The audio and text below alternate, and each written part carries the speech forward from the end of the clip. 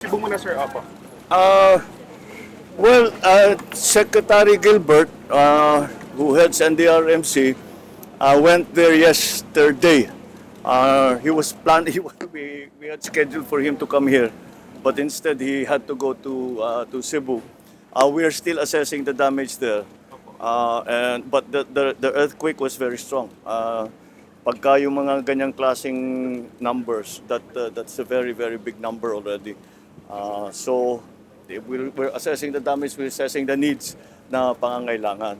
We are here now because Masbate was completely hit. Suffered a solid hit from Opong. They were only recovering. They were still recovering from Emong. Tinamaan na nito. So severe damage talaga ang nangyari.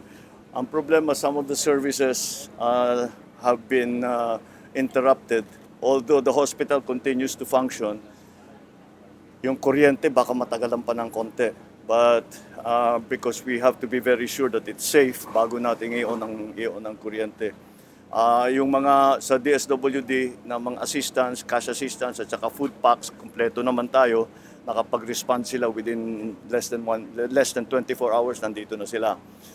Because we already knew that kailangan magpa-reposition ng mga food packs, etc. So that's all right. We have food packs, we have hygiene packs, the DOH is continuing to go through the evacuation centers to make sure that everybody is okay. At gagamutin yung mga iba. They have come, nagdala na rin sila ng gamot para doon sa mga nangangailangan ng gamot. I think that we have attended to most of the problems. Yung pinakamalaking problema na hindi pa natin bigyan ng atensyon, yung kakulangan ng cash. Dahil hindi makapag-withdraw yung tao. Dahil sarado yung mga bangko, walang kuryente, walang internet. So, that's the problem that we have to solve now. Paano makapag-provide ng para makapag-withdraw, hindi naman ito cash assistance para makapag-withdraw yung tao ng sarili nilang pera sa bangko. And that's what we have to do. Mukhang ang solusyon ay talagang magdadala tayo rito ng napakaraming cash. So, yun ang isusunod namin.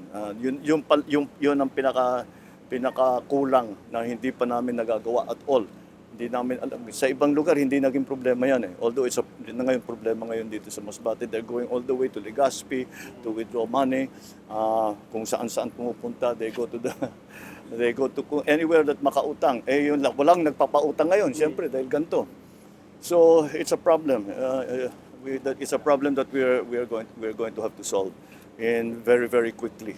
I have a report from Secretary Ralph Recto that there are 2 land bank branches that are open, pero malalayo. One in the Masbate City, and the other one is in Kakainan, which is 2 hours? 2 hours away from here. So, very inconvenient para sa tao, but we'll try to improve that situation as soon as we can. The overwhelming ang damage dito, talagang ang sabi sa akin, kahit yung mga matatanda dito sa Masbate, wala silang naaalala na bagyo na ganito kalakas na dumaan dito sa Masbate. Kaya we have to do a lot of work para ma-recover lahat, makabawi ang tao. Sa Department of Agriculture, we are already going to provide cash assistance. Malaki rin ang damage dahil aani tayo October . Lahat naman ng sa karamihan ng Pilipinas, the harvest season is just beginning. Kaya marami talagang nasira. We will have to provide again cash assistance to the farmers. Una. Pangalawa, we will have to process the crop insurance. Now, meron naman silang crop insurance pero kumisa matagal yung proseso. Kaya habang inaantay yun, ay pwede tayong kumuha sa cash assistance.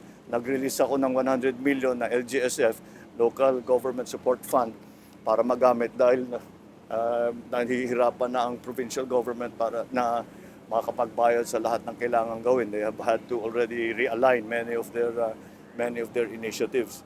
So, sa Department of Agriculture, we will do what we always do, na magdadala kami ng kapalit, but with seedlings, so that maybe while waiting for the next planting season ng palay, ay meron tayong matanim na konting gulay, may matanim ng kung ano, so that meron naman silang pinagkikitaan kahit papaano. So that those are the main areas of concern dito sa briefing na binigay sa atin ng province.